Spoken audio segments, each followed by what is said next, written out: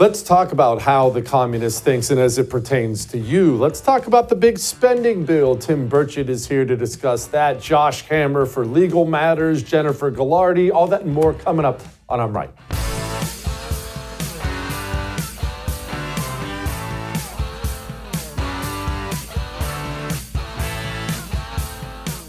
Let's talk for a few because James Comey's in the news. He's running around talking about the FBI and all of the things they did and what he wants them to do. Anyway, that's in the news. So let's have another talk, because we haven't had this in a while, about what the communist believes about power, what Democrats believe about power.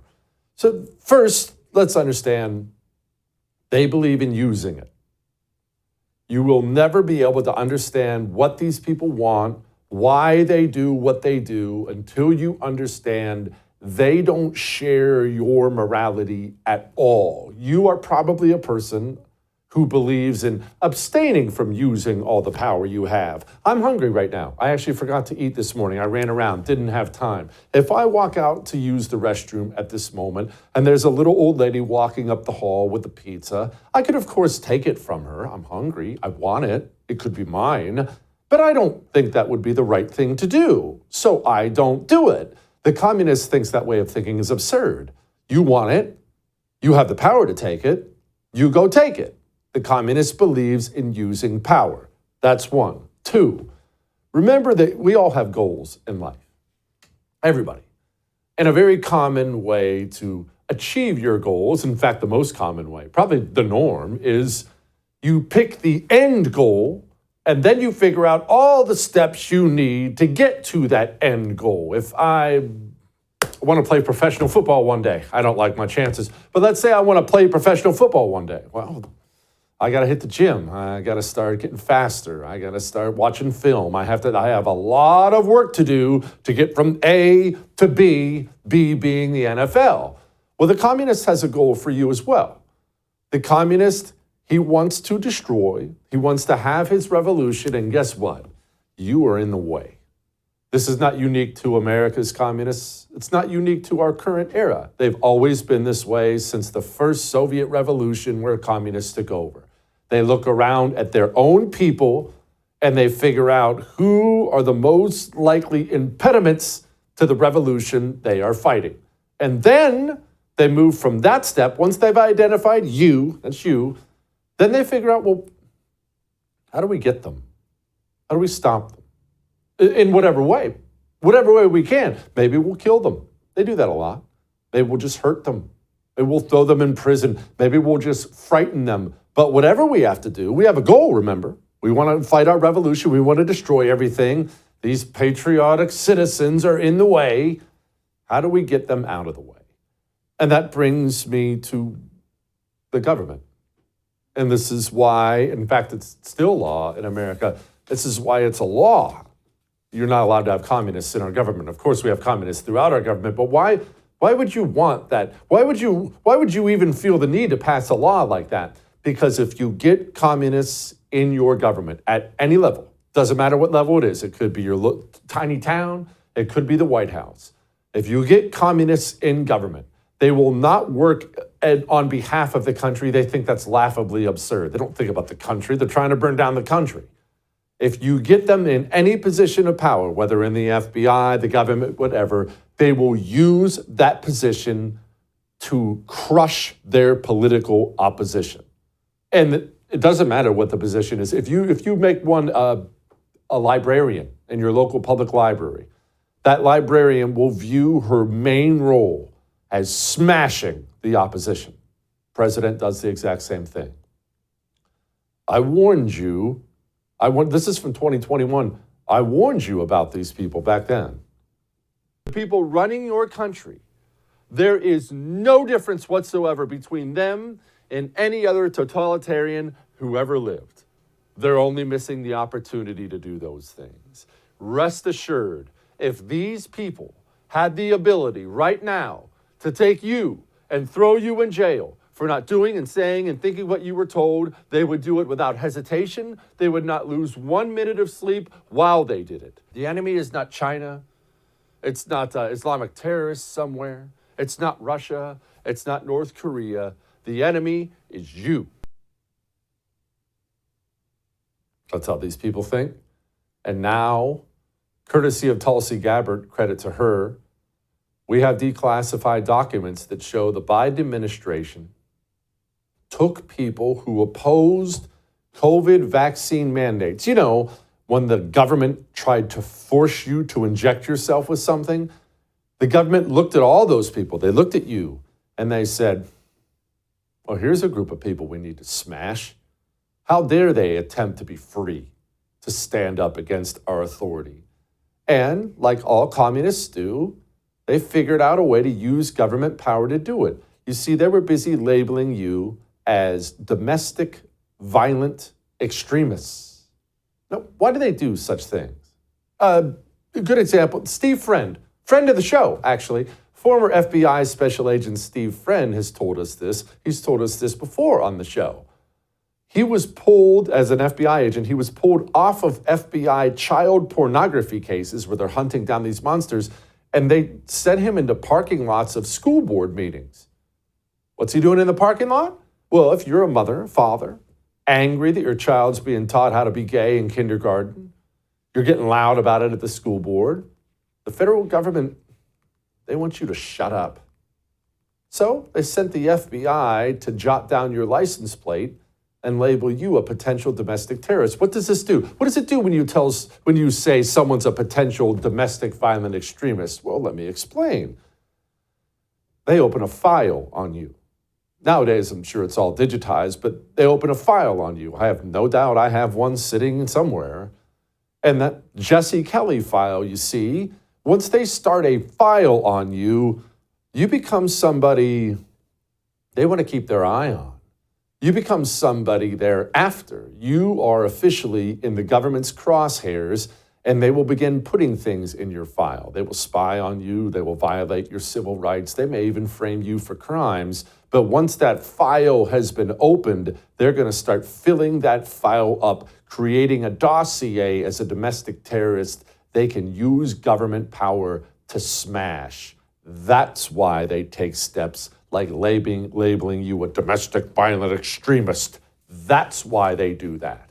We have talked about this over and over and over again, and I warned you about this during the Biden years as I saw their rhetoric and how much it repeated itself and how much they would go into it over and over and over again. Do you remember all this? That attack, that siege, was criminal behavior, plain and simple, and it's behavior that we, the FBI, view as domestic terrorism. In the FBI's view, the top domestic violent extremist threat comes from racially or ethnically motivated violent extremists, specifically those who advocated for the superiority of the white race. Domestic violent extremism is the most acute threat, terrorism-related threat that we are seeing to our homeland. And as President Biden so powerfully put it, words do matter.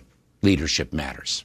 Donald Trump and the MAGA Republicans represent an extremism that threatens the very foundations of our republic. No matter what the white supremacists and the extremists say. Why? Why did they decide on that messaging and they trotted it out over and over and over and over and over again? They were baking it into the government cake, if you will, the ability to go after their political opponents with government power. That's always been their goal. You think people who abuse government power, if I told you right now, a Republican, if I told you Donald Trump was going to go arrest Nancy Pelosi, not for crimes, but just because she's a Democrat, so he's going to arrest her, you wouldn't like that. I hope you wouldn't like that. I wouldn't like that. For a communist, they think that's that way of thinking, not liking that, they think that's ridiculous. Of course, that's how you use government power. And that's what we need to discuss in regards to the FBI, you see. Oh, I know, Kash, Patel, Dan Bongino are on top now. I got all that. And I'm glad they are. But remember, there are 35,000 employees at the largest secret state police agency on the planet. James Comey was the FBI director. Would you like to know what kind of mentality flows through the veins at the Federal Bureau of Investigation? Listen to James Comey talk to Jen Psaki about it. Let's say you work in the FBI. You know that one of the two political parties is, let me put it nicely, white supremacist adjacent at a minimum. And so why would you want to throw your career on that side of the line and be summoned to Capitol Hill to be asked, why are you pursuing these innocent groups? And so we have a cultural impediment to working it effectively that should get more attention than it does. They can't hide who they are. They look at power, all power, government power especially, as something to be used against their political opponents. Mao did the same thing. Stalin did the same thing. All those Stalin purges where he was murdering people, show trials all across the country. He publicly justified himself all the time. He was always on the hunt for those domestic saboteurs, spies, infiltrators, domestic violent extremists. That's why they've fallen in so much love with this whole white supremacy line. They use it all the time. According to the intelligence community, terrorism from white supremacy is the most lethal threat to the homeland today. Not ISIS, not Al-Qaeda, white supremacists. In the FBI's view, the top domestic violent extremist threat comes from racially or ethnically motivated violent extremists, specifically those who advocated for the superiority of the white race. A huge chunk of those domestic terrorism investigations involve racially motivated, violent extremist motivated terrorist attacks. And the majority of those, of the racially motivated, violent extremist attacks, are fueled by some kind of white supremacy. Didn't you find that odd? Why? What? You've probably never met a white supremacist in your life. I don't think I have. You've, I'm sure, seen a couple guys online, but you've never met one. It's not a pervasive problem. Why would the top law enforcement officers in the country, including the Attorney General, take that line? That line, you see, it married perfectly with the Democrat line forever that all Republicans are white supremacists, you're a white supremacist. Lo and behold, the FBI is after white supremacists, and look at that. You have your justification for using the Federal Bureau of Investigation to raid Mar-a-Lago, to arrest pro-lifers, to infiltrate the Catholic Church. This is not a mentality of the past. This is a mentality of the now. I know we have new leadership, but these people are all throughout our government, and we have to be aware of it. And boy, the things they're going to do if they take power again, James Comey basically said it. I know Republicans these days aren't big in thinking about principle or precedent.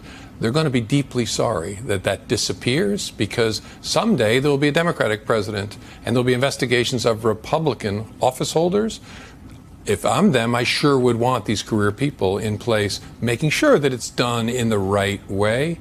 Look, I've long thought that you could shrink the size of some of the Department of Justice headquarters units, but this is like burning down the house and then standing in front of the pile of ashes and saying, yeah, we really did need to retile the guest bath, right? This is destroying the place at a cost that's going to take years and years to rebuild. There's going to be investigations into Republican officials if these people take power again. Of course, he knows they just did that. Just got done doing that. But remember, James Comey, you don't need to think of him like a human being. He's a communist. He believes in using that power against his political opponents. All communists do. All that may have made you uncomfortable, but I am right. Let's talk about the Supreme Court, more specifically the FBI investigating the Supreme Court. Before we get to that, let me talk to you about switching your cell phone service, because you need a new cell phone provider. I know you've dropped your toilet a bunch. I know you dropped your phone a bunch while you're on the toilet. Don't tell lies. I know you have. You probably knocked it off your desk, thrown it down. It's got cracks in the screen. You need a new phone. But more importantly, you need a new provider, because Verizon, AT&T are garbage companies. If you don't know that right now, just wait until June. You'll enjoy all the rainbow advertising you paid for. I don't have to worry about that because I'm with Pure Talk. Pure Talk doesn't do that. The colors they care about are red, white, and blue. They gave me a brand new phone. I got to keep my phone number, so I didn't have to mess with that. For a fraction of what I was paying before. Switch to Pure Talk. puretalk.com/JesseTV. We'll be back.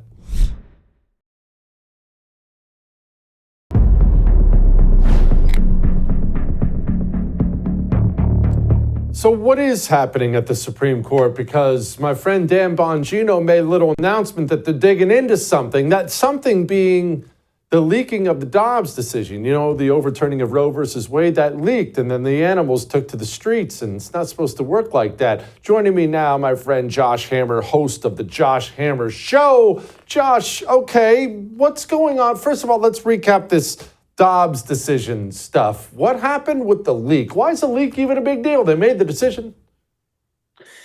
Jesse, I could tell you exactly the date, and I could tell you exactly where I was when I found out. And every time that years later, you know exactly what time it was and where you were when something happens, that's generally a good indication that it was a big effing deal, as Joe Biden famously said about Obamacare passing. It was May 3rd, 2022. I was in my apartment getting back from dinner in Miami, Florida around 9 p.m. I remember it like it was yesterday. This was an incredible thing, a just astonishing thing to happen, to have a draft opinion of the United States Supreme Court leak. You have to understand, Jesse, just how few people had access to this particular document. You're talking here about the 9 justices. They're law clerks, and in theory, that's literally it. So 8 of the 9 justices have 4 law clerks apiece. The chief is entitled to 5. Sometimes he only takes 4. Either way, you're not looking at a whole lot of people here. So, I mean, maybe someone printed out the document and threw it in the trash, and the janitor just happened to look in. I'm not buying it. I have never bought it for a second there. And the court's internal investigation didn't exactly do a particularly robust job in trying to turn over the goods, did it? No. Far from it, actually. They brought the former Homeland Security Secretary from the Bush administration, Michael Chertoff, who came in and led this third-party investigation, essentially said, we are able to conclude nothing. I don't buy it. I don't buy it for a second. I'm not sure exactly what's going on. I have frankly never been sure exactly what's going on. I have my suspicions as to who might have leaked this thing. There are a handful of far-left law clerks with notorious track records. There was one liberal law clerk with long-standing ties to one of the Politico writers on the byline that leaked it there, so that would be a decent prospect. Jesse, I'll get in trouble for saying this. I have long thought it's entirely possible that Sonia Sotomayor herself did, actually. I actually think that she is not above that. I think that she is that low. But either way, this is one of the great unsolved mysteries in American political and legal life over my entire adult lifetime, especially over the past few years there. And I have been saying for years that I will not forget it, and I'm not going to forget it. And I hope, God willing, that we get to the bottom of it. Josh, we'll come back to this specific case, but could you elaborate why it matters so much? Because it very clearly does. You rarely get that fired up about anything. The decision had been made. Who cares if it leaks early? Why is it a big deal? Well, the decision was not quite made yet. So this came in May 2022. The decision came out in late June.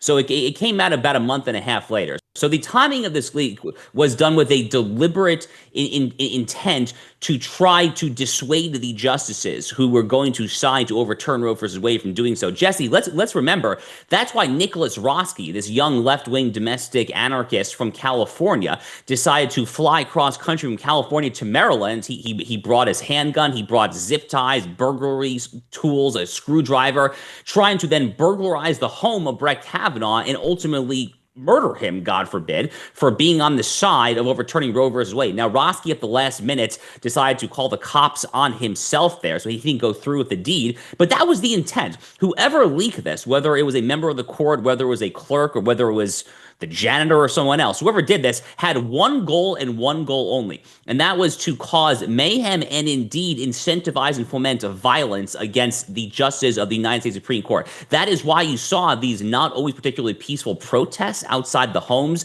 of John Roberts, Amy Coney Barrett, Brett Kavanaugh. That is why you saw this nut job in California, Roski, fly to try to assassinate Brett Kavanaugh there.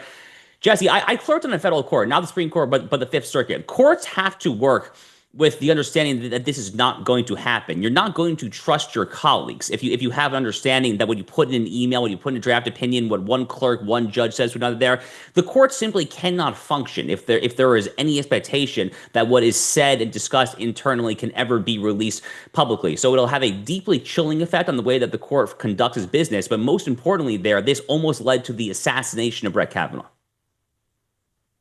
Okay, Josh, now you obviously have some clerk experience yourself with your legal background. Could you elaborate for those of us who are never going to be in those rooms with all the smart, intelligent legal minds? What security protocols are in place? You already mentioned there's a couple filthy commies, because of course there would be. That's who's going to work for Ketanji Brown Jackson and Sotomayor and whatnot. They're not going to find sane people. They're going to find vile little communists who will have no compunction about leaking things out whenever. So do you what? Do you have to have your phone monitored, your computer? How does this work? Because what's to stop these people? Well, it's a very legitimate question. So, I mean, there is real security at federal courthouses. The federal courthouse that I clerked in had a metal detector. There were federal agents there. There was sometimes local police outside the building as well. I've been to the U.S. Supreme Court. There is certainly a metal detector and security as well there.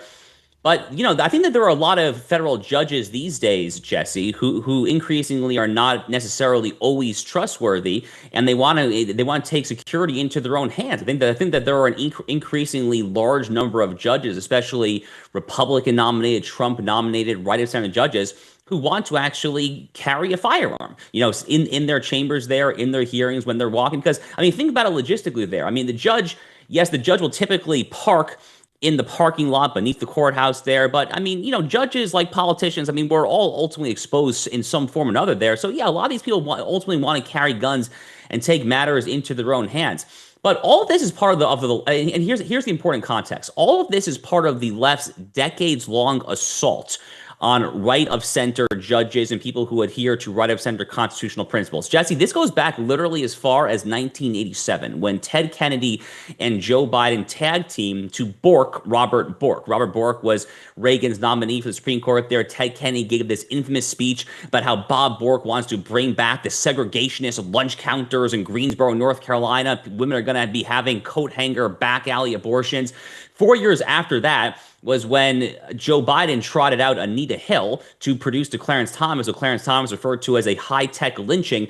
People forget about Sam Alito, his own contentious Supreme Court confirmation hearing in 2006. It was so terrible that his wife, sitting behind her on the C-SPAN camera, was literally brought to tears because she was just so struck what these Democrat senators were saying about her upstanding husband. And then Brett Kavanaugh, my God, 2018, Christine Blasey Ford, that speaks for itself. So for literally decades, prior to when I was born, these demons on the left have been doing all they can to foment the seeds of discord and ultimately to try to put targets on the back of conservative judges.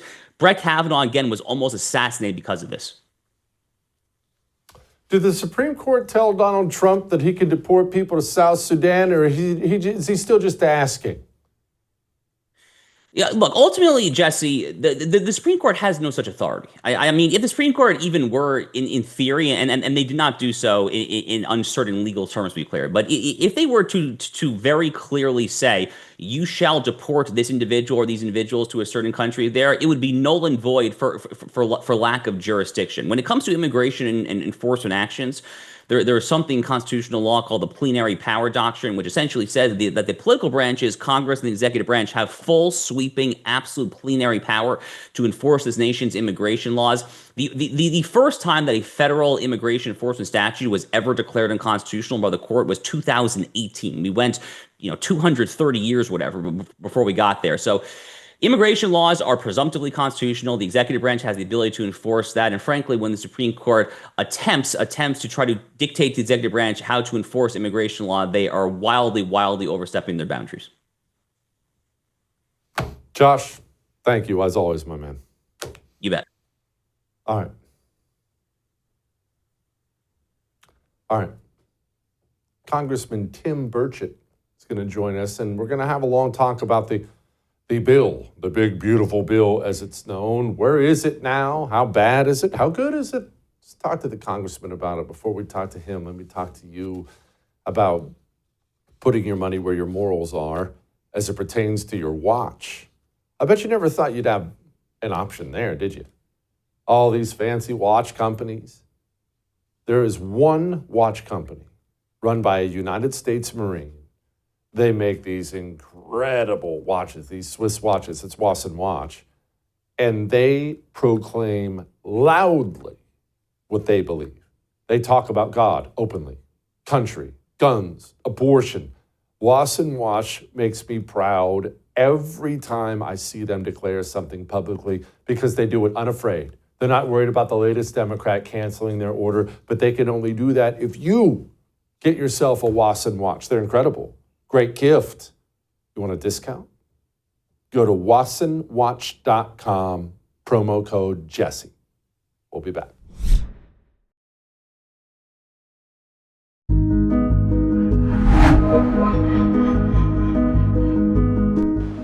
So, I was disappointed to see the massive spending bill, frankly, which increases the budget deficit, not just decrease it, and undermines the work that the Doge team is doing.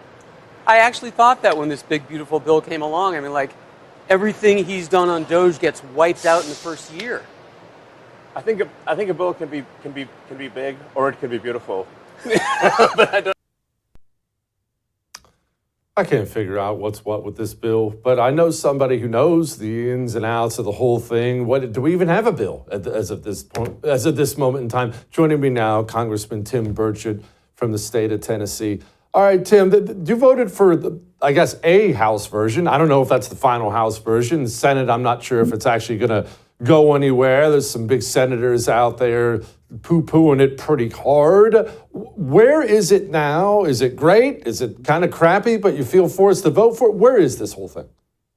Well, of course, the Senate has it now, and they're going to make some cuts, and that's what needs to happen. To get it out of the House, we had to, there's some things that had to go on it that probably shouldn't have been on it. One, for instance, is the SALT, state and local tax deduction that allows these blue states run by Democrats. They run up the bill. I don't care if they do an LGBTQ museum. I don't care what they do with their money. It's their business, but they raise their taxes to pay for this stuff. And then they want states like Tennessee and Florida, which don't have an income tax that balance our budgets, to supplant them or give them a scholarship or what have you to come through it, and allows them to take that off their taxes. I think that's wrong. I hope the Senate takes that portion out. You had 6 people that wanted that vote. The president wasn't really for it, and then apparently we caved and put it in there to get the bill out. So I think at some point, though, we've got to realize we have a spending problem, and there is no way we're going to tax ourselves into prosperity. We need to start cutting more. If we just went back under pre-COVID spending levels, I mean, goodness, can you name me one government program that's been added since COVID that you cannot live without? And I dare say there aren't any, but we can't even get to that point.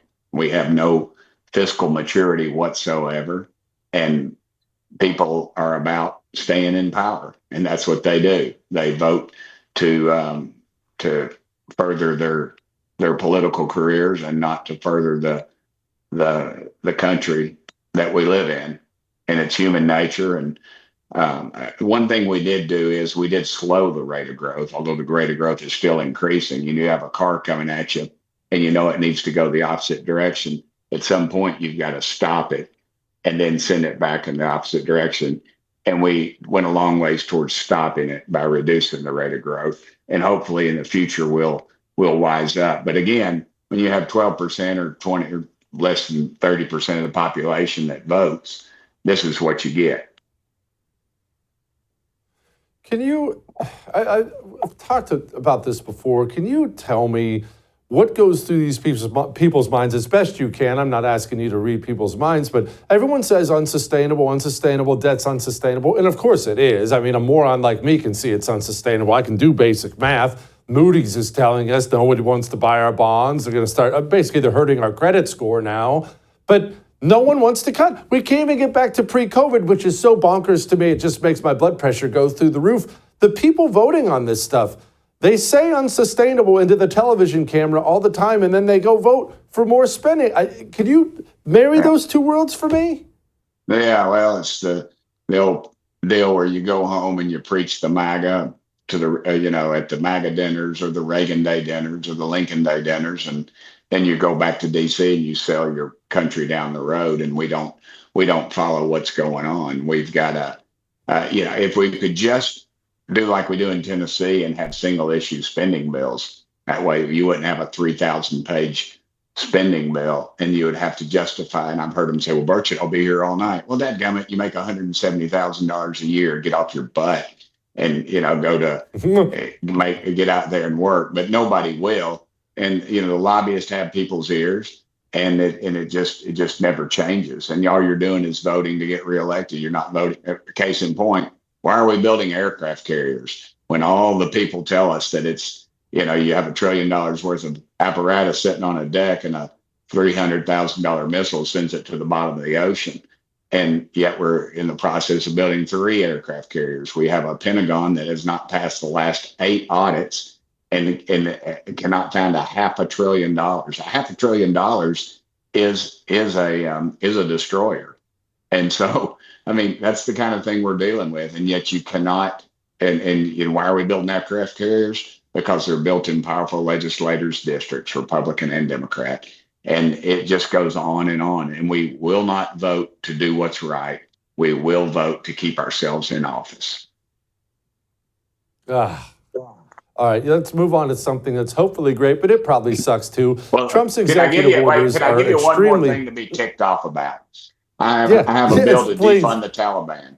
We're sending the Taliban $40 million a week. I have a State Department document that's been unclassified that pretty much points out that we've given them almost $5 billion with a B. The Taliban, they'll hate us for free. They throw gay people off of buildings. They rape women and kids, and then they blame the women and stone them to death. That's what we're dealing with. Yet we're through our NGOs, we have take a guess at how many NGOs we have operating right now in Afghanistan.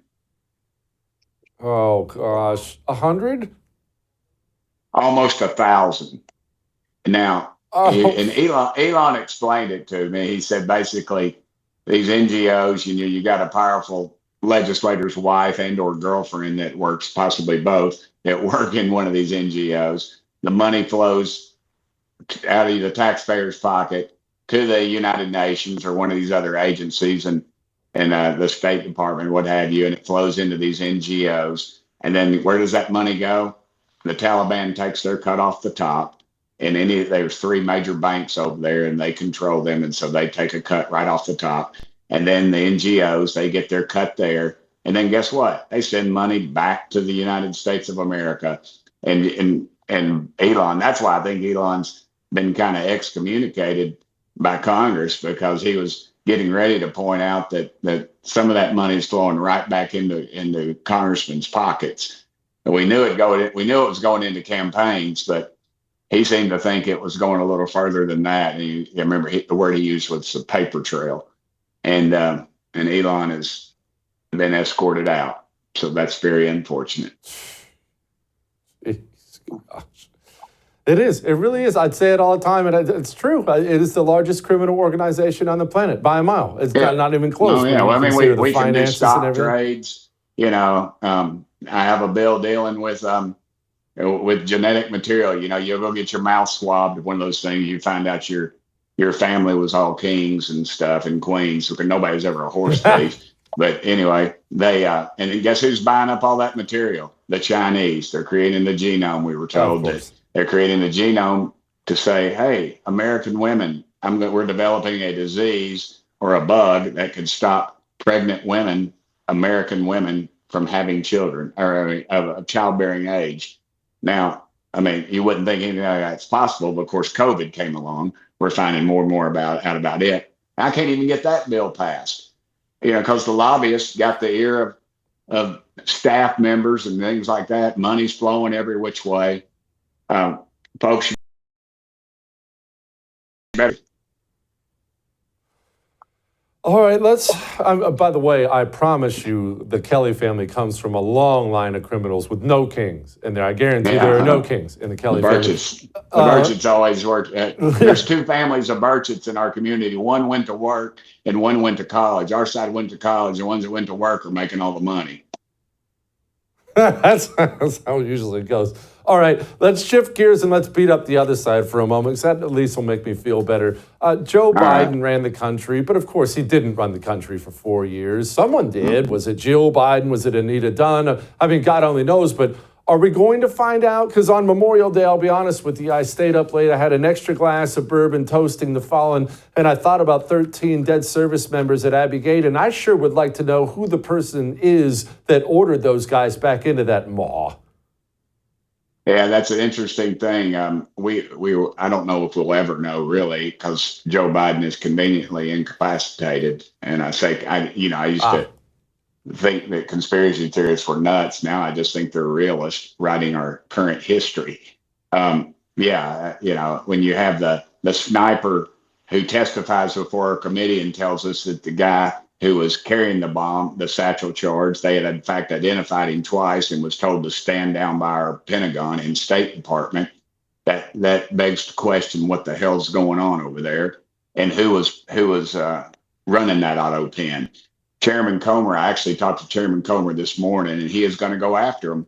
But again, if Justice Department's still got to press charge. I mean, they're the ones that got to finally do something. They got to put somebody in cuffs and take them out of this rat hole town that we call Washington, D.C.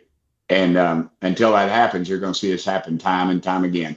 I suspect somebody's going to give somebody up. Some smaller level staffer will probably do a little time and then go on the book tour if they stay alive and are not allowed to commit suicide by shooting themselves in the back of the head 13 times, or found in a Washington suburb and claim that they were robbed and mugged, and yet they still have their expensive watch and wallet on them. But anyway, I digress. If I think Chairman Comer will be diligent, I just hope Congress pays attention, and I hope the American media pays attention a little more than they have in the past.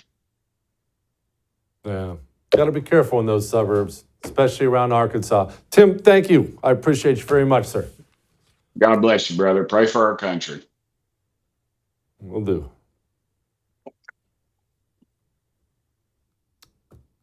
I'm going to have trouble sleeping tonight if I think about this. But wait! No, I won't. Because I have dream powder from Beam. Are you going to have trouble sleeping? Look, whatever Congress does or doesn't do, Elon Musk, Joe Biden, corruption, I sleep well every single night. I slept great again last night because I have a cup of hot chocolate, which I love anyway. I will admit, sometimes I put marshmallows in it, but that's what dream powder from Beam is. It's hot chocolate. Only it's special hot chocolate with natural things in it. And those natural things will have you drifting off to sleep and waking up feeling like $1 million every day.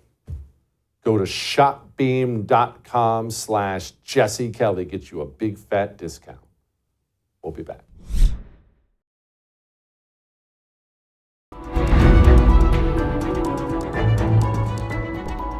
Hi, everybody. I'm Robert F. Kennedy Jr., your HHS Secretary, and I'm here today with NIH Director Dr. Jay Bhattacharya and FDA Commissioner Dr. Marty Makary. I couldn't be more pleased to announce that as of today, the COVID vaccine for healthy children and healthy pregnant women has been removed from the CDC recommended immunization schedule.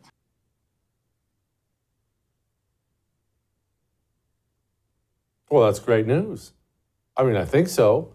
I don't know why anyone would take that poison, but I'm happy. I bet Jennifer's happy. Joining me now, Jennifer Galardi, Senior Policy Analyst at the Heritage Foundation. Hey, Jennifer, when did you become a Senior Policy Analyst? I didn't know they let women do that over there.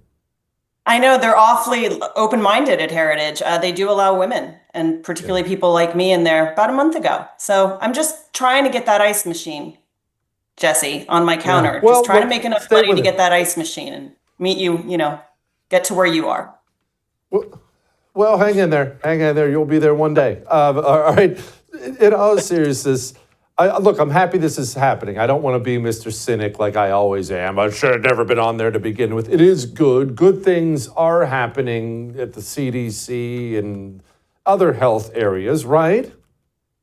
Yes. And like you said, don't be too cynical. It's a good start. I think it's an opening to begin to have a conversation about the entire recommended vaccine schedule for kids, which me and my new colleagues at Heritage will be doing that. You have to be smart and incremental about these things. Remember that people have been bamboozled for so long with poor health information. So of course they're going to be skeptical and call you quacks when you start to question their firmly held, long-standing beliefs.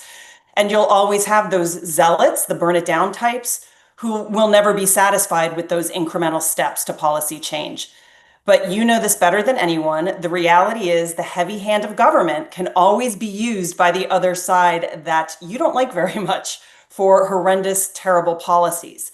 Take, for example, in the health movement, right? Imagine what the left could do to ban meat production in the name of environment or global warming. So we've already seen countries in Europe try to stifle farmers' production. And those in the MAHA movement who understand how DC works are really thrilled about this. I can't remember a time when a vaccination or any health policy, frankly, has been rolled back, even when there's good data to support it. So it's a win. Why is it never rolled back? That's an odd thing. Surely all of them aren't great, right? Or why do they never roll back? Does this just come down to money and the fact that the pharmaceutical companies have purchased our FDA long ago? Yes, and also our politicians. I was listening to your snippet with Mike Benz and kind of lobbying for an increase in salary for some of our government, our representatives, because they actually don't get paid very much. And so offers to, stand up for big pharma can be very appealing to have that extra cash in their pocket. So money definitely has a lot to do with it. It's also the entrenched system. You've now got, I think the government represents 15% of employment in the country, 10 to 15%. You've got a lot of people employed by the government and a lot of people employed by so-called healthcare.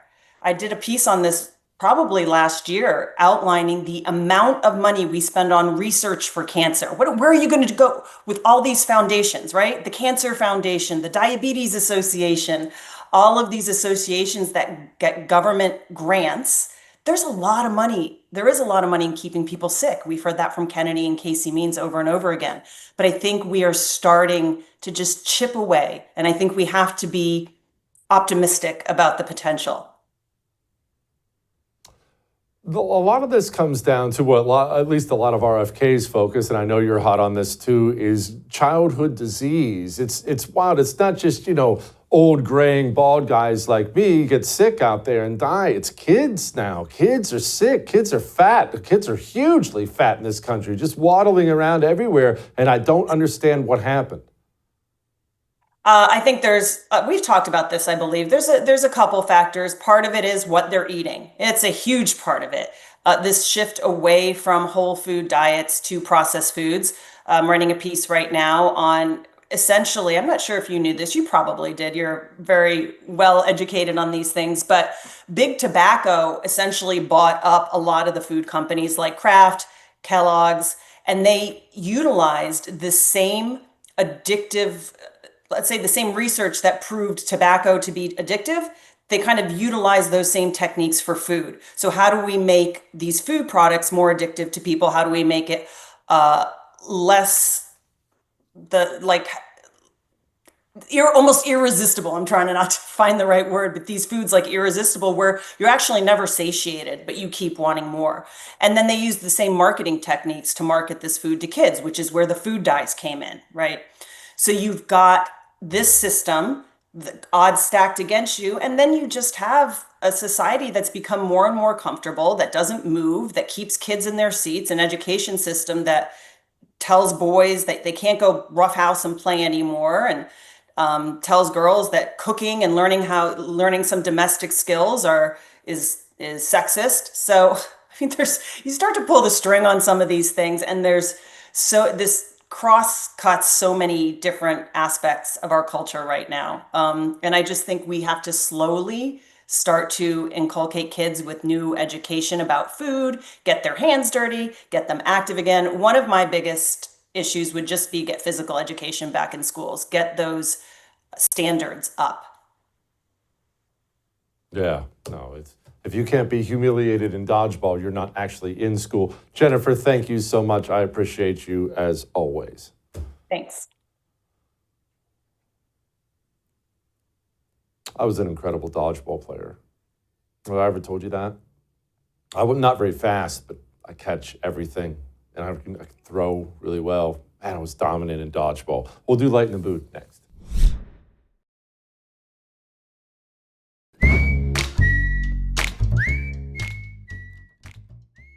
All right, it's time to lighten the mood. And I love making fun of the French. It's just a pastime. Why? Because I'm an American. And so when Macron gets hit in the face by his his wife, on a plane, I think it's hilarious.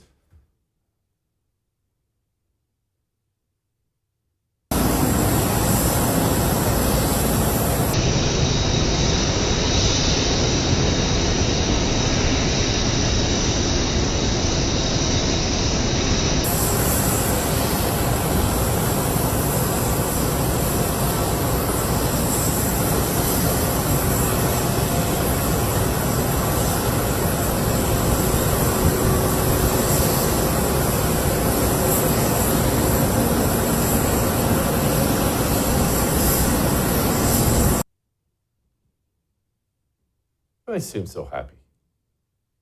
All right, I'll see you tomorrow. I would thank you for coming to my YouTube channel, but I know how brilliant it is, and I know you love it here. So subscribe and watch. We're going to start really ramping things up and putting some funny stuff, some interesting stuff out there, some collaborations. Either way, my YouTube channel is officially the place to be. So stick around.